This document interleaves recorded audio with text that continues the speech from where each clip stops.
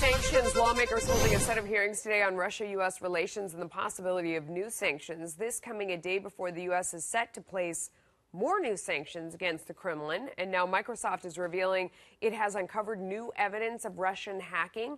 Assistant Secretary of State Wes Mitchell telling senators these types of attacks will likely continue. I think that we have to understand that we have a competitor who sees this as strategic competition, and his interest is in dividing us internally. It's a strategy of chaos for strategic effect. Microsoft President Brad Smith echoing those remarks, warning that this will not be the last we see of Russian hacking attempts, saying, quote, "We are seeing an uptick in attacks. What is particular in this instance is the broadening of the type of websites they are going after. These are organizations that are typically tied to Republicans, so we see them broadening beyond the sites they have targeted in the past." Joining us now to react is Senator Mike Rounds. He's a member of the Senate Banking Committee and chairman of the Senate Subcommittee on Cybersecurity.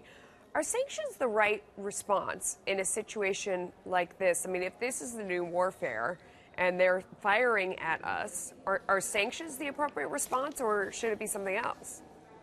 Sanctions are one type of a response. They have not shown to be real effective yet, but we do know that it does impact their economy.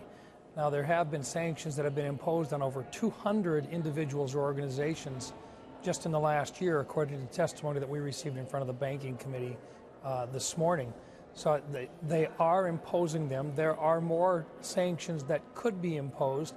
And most certainly this is one way in which to impact what Mr. Putin thinks, because a lot of the resources that these are impacting belong to his friends and his colleagues. Yeah. Well, how would you characterize the sanctions as they stand right now? Because I hear some folks saying, well, yes, we're putting on more layers, but it should be even tougher. Other people say this is the most we've ever had. I mean, in this segment alone, we're talking about considering more, as even more are about to go into effect tomorrow. So like, on a scale of 1 to 5, how tough are our sanctions on Russia right now? I would say that these have been some of the toughest sanctions that Russia has ever seen. At the same time, under CATSA, or CATSA, which is one of the pieces of legislation that the Department of State and the Department of the Treasury works under, along with Homeland Security, they're able to do even more. It is a very powerful tool. One of the things that limits us is that in open settings, they're not going to telegraph what they might do.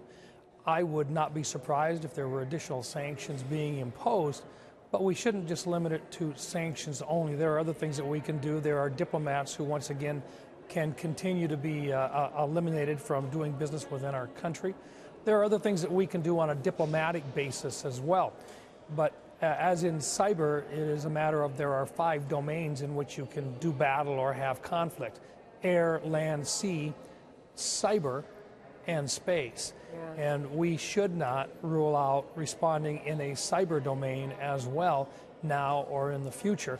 And I think it could be happening and we just don't know about it, because of course, you know, our government wouldn't tell us if they're cyber attacking another government, I would think, right? Well, here's part of the deal. On a defensive measure, we want to do everything we can to make it as expensive as possible when they're trying to get into our systems to actually attack us. But the second part, under the Science Advisory Board out of the Department of Defense last year, said that we had to really improve our capabilities with regard to our offensive capabilities to be a deterrent against these types of attacks in the future. And for the next 10 years, we're going to need that capability. Just last week, we learned through the press that PPD 20, Presidential Policy Directive 20, has been stopped, and that there's a new one in place. That was the presidential directive that laid out how we could offensively respond to cyber attacks. Okay. That is really good news for the United States. We haven't had a full briefing on what the new one's going to look like yet. It will be classified, but we hope to be able to send a message to those near-peer competitors out there, China, Russia, Iran, and North Korea, that it's a new game and that there are new capabilities that might very well be employed. Well, I also want to get your take on the importance of Judge Kavanaugh's meeting with senators on the Hill today.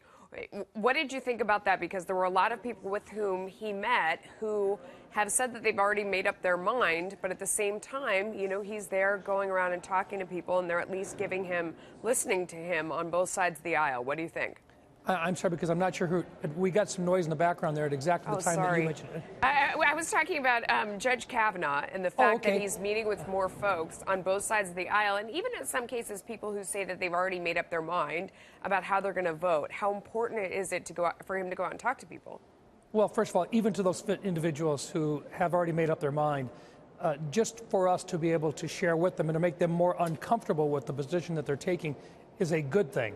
Second part is yes, there are members on the other side who declared up front that it didn't matter who it was. If it was President Trump's nominee, they were going to vote against him. That's part of the process. But to the public, they care about the fact that Judge Kavanaugh is making the effort to step out, to work his way through the process, and to be available to all members. That's very important in this process. The other message you have to remember is that they're making demands for executive branch information like never before. There's been literally 250,000 pages already released and in possession of the Judiciary Committee already, which is way more than any of the other current nominees has ever had. I'm sure every page got read. Senator Rounds, thank you so much for coming on. We appreciate your time.